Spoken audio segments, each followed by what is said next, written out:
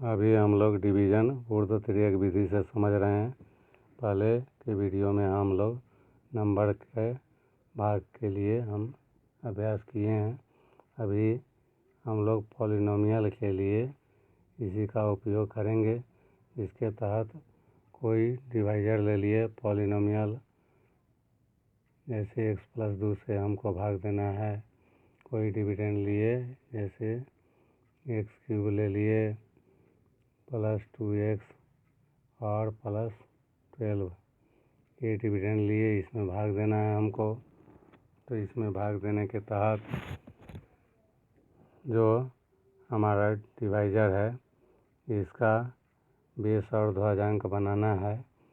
तो उसके तहत कोएफ़िशिएंट जैसे लिए थे निकलम विधि में, उसी तरह x का कोएफ़िशिएंट जो है 1 या बेस में जाएगा, और आगे जो है बड़ा डिग्री वाला का बेस में लेंगे, और छोटा डिग्री जो है आगे 2 प्लस में है, इसलिए प्लस में ही ध्वजांक 2 बनेगा।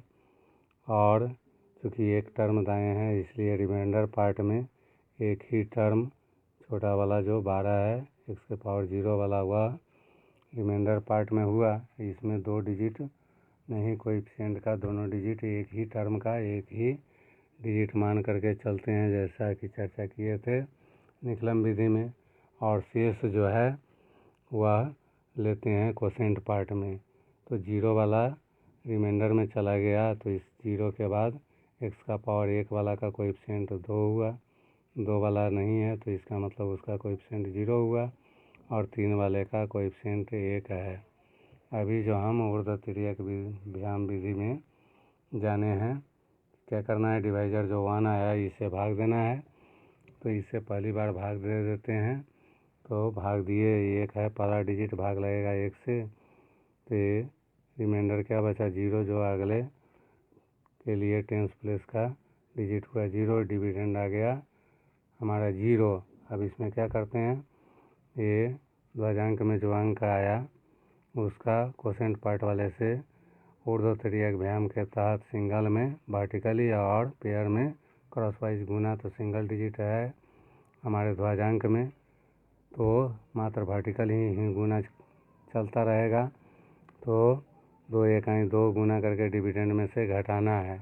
तो डिविडेंड 0 है, इसमें से 2 घटाएंगे तो बचा कितना, -2। तो -2 में 1 से भाग देंगे तो -2 मरतबे लगेगा। फिर रिमाइंडर बचा 0, जो अगला डिजिट के टेंस प्लेस के लिए 0 गया। इस तरह से डिविडेंड आ गया 2।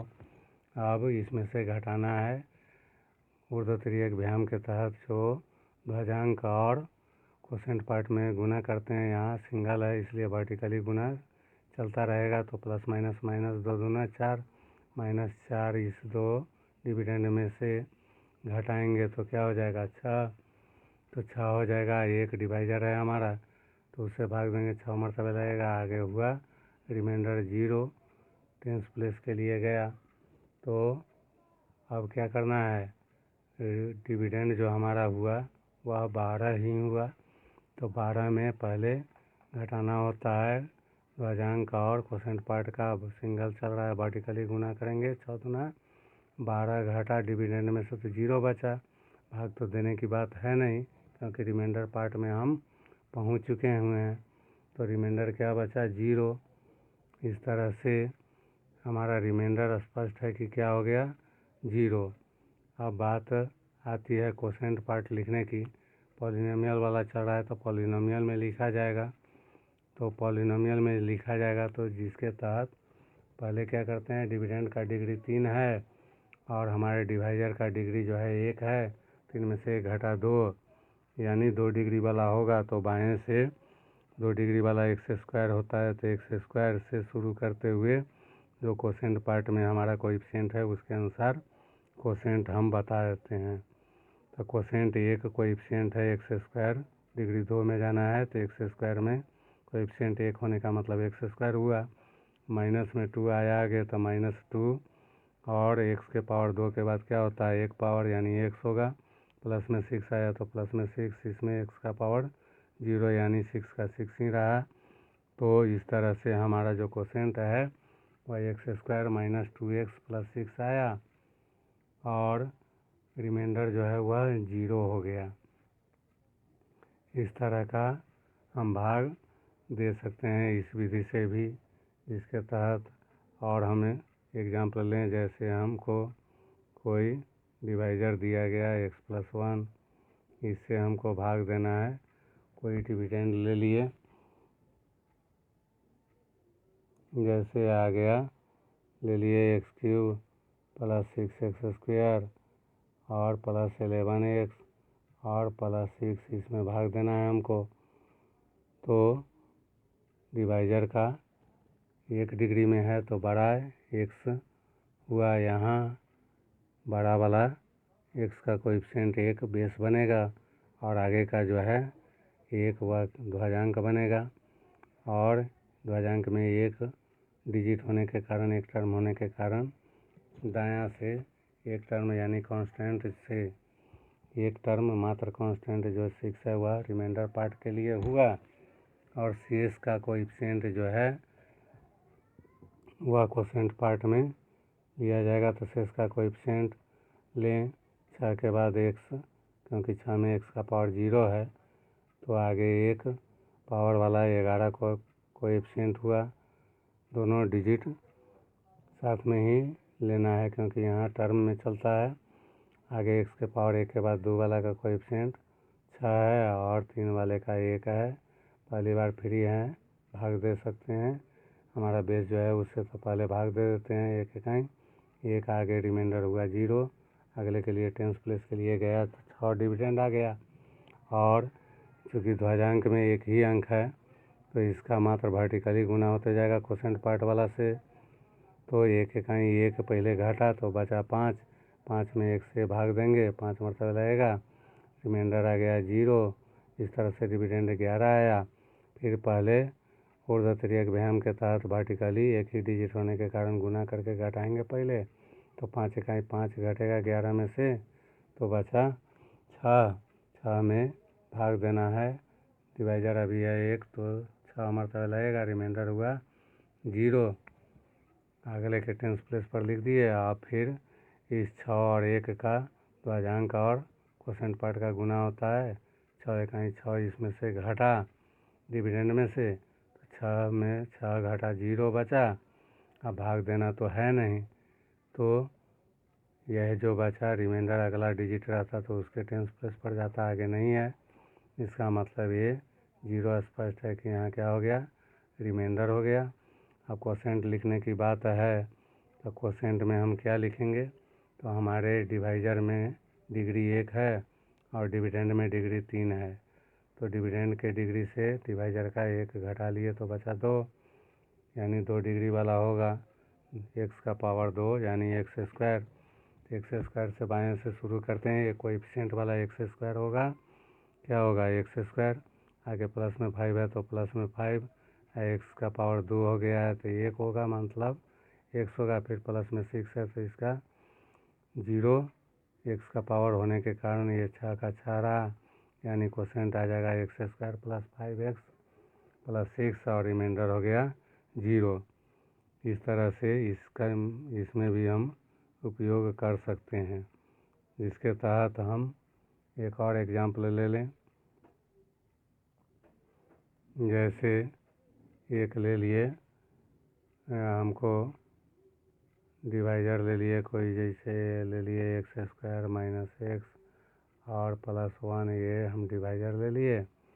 इससे भाग देना है हमको, डिविडेंड में ले लिए x का पावर 4 माइनस 2x का क्यूब और प्लस 3x² और प्लस 4x और प्लस कांस्टेंट में भी कोई ले लें, जैसे 5 ले लिए, ये डिविडेंड है।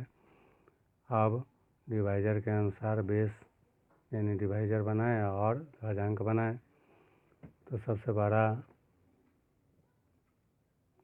पावर वाला जो x² है डिग्री यही हुआ 2, तो इसका जो कोएफ़िशिएंट 1 है वह डिवाइजर होगा और आगे का जो -1 है और 1 है सीरियली, ये ध्वजांक बना।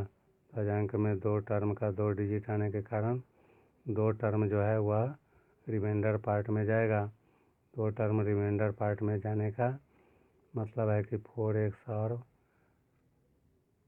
4x का 4 कोएफिशिएंट लेते हैं और 5 कांस्टेंट का ये जाएगा रिमाइंडर पार्ट में, और शेष का कोएफिशिएंट जो है सीरियली 1 चला गया रिमाइंडर में, तो 2 से दाएं से 3 कोएफिशिएंट, अगला का -2, उसके आगे का 1, ये सब कोसेंट पार्ट में गया।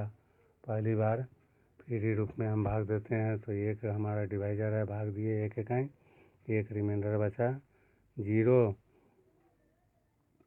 अब चूँकि द्विभाजक में 2 डिजिट है, इसलिए अभी कोसेंट में एक ही डिजिट आने के कारण सिंगल पड़ा तो वर्टिकली गुना होगा, तो प्लस माइनस माइनस एक इकाई, एक -1 जो है डिविडेंड जो हमारा -2 है उसमें से घटाना है, नतीजा घटा करके बचा -1। -1 में अब भाग देना है 1 से, तो -1 बार में लगा, रिमाइंडर आ गया 0। अगले टेंस प्लेस पर गया तो ये डिविडेंड मिला 3, और यहाँ देख रहे हैं कि कोसेंट पार्ट में 2 डिजिट आ गया, द्विभाजक में भी 2 डिजिट है, तो क्रॉस वाइज पेयर में गुना होगा, तो -1 गुना करेंगे, चिन्ह मिलाकर माइनस माइनस, प्लस एक इकाई 1, और ये हो गया एक इकाई 1, 1 और 1 2 हो गया, 2 घटाएंगे पहले डिविडेंड 3 में से, तो 1 बच, 1 में डिवाइजर जो हमारा 1 है भाग दिए, 1 मरतबा लग गया, और रिमाइंडर क्या आया 0।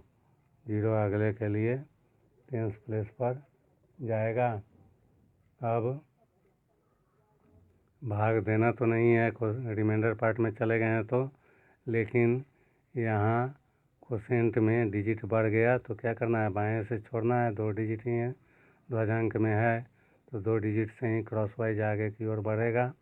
पहले तो इस 1 का -1 से तो क्या गुना करके होगा -1, और इस -1 का इस 1 से तो -1 ये भी जोड़ दिए तो -2 हो गया, -2 इस डिविडेंड 4 में जोड़ दिए तो क्या आ जाएगा 6, भाग देना नहीं है तो 6 रिमाइंडर हो गया।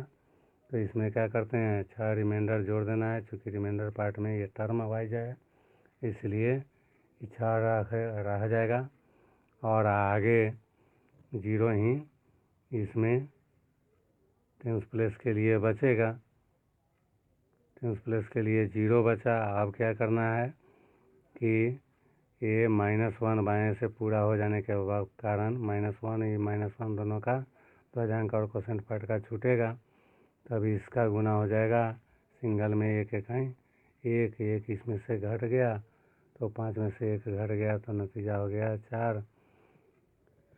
तो अब हम इसका कोसेंट रिमाइंडर बताने चलें, तो कोसेंट रिमाइंडर कैसे बताते हैं, तो उसके लिए है कि पहले डिविडेंड का डिग्री कितना है 4, और डिवाइजर का डिग्री है 2, तो 4 में से 2 घटाए 2, यानी 2 डिग्री वाला कोसेंट में आएगा। 2 डिग्री वाला मतलब x² हुआ, तो x² का बाएं से शुरू करें, एक कोएफिशिएंट वाला मतलब x² ही हुआ। इसके बाद x वाला का क्या है, माइनस में 1 है तो माइनस में x हो जाएगा, कोएफिशिएंट -1 हो गया, और इसके बाद 0 वाला यानी कांस्टेंट सीधे रहेगा, तो प्लस में 1 है तो प्लस में 1 कोसेंट होगा। और रिमाइंडर पार्ट के लिए भी 2 डिजिट यहाँ आया हुआ है, तो रिमाइंडर पार्ट में क्या होगा, तो चूँकि कोसेंट में डिग्री 2 है इसलिए इसका डिग्री इससे छोटा, या डिवाइजर में जो है x² है तो उससे छोटा x एक पावर वाला शुरू होगा बाएं से, तो 6 में x का पावर 1 यानी 6x होगा, प्लस में 6x, और इसके बाद x का पावर 0 यानी कांस्टेंट ही हो जाएगा, तो प्लस में 4 है तो प्लस में 4। इस तरह से यहाँ जो डिवाइजर डिविडेंड दिया गया था भाग देने पर हमें कोसेंट प्राप्त हुआ x² - x + 1, और रिमाइंडर में आ गया 6x + 4, जो हम जैसे भाग देते हैं उसे भी भाग देंगे, मिला करके देख लें तो इसी तरह आएगा। तो जैसे पीछे मेथड में लिए हैं नंबर के बारे में, उसी तरह हम पॉलिनोमियल में भी इसका उपयोग हम कर सकते हैं। शेष आगे। धन्यवाद।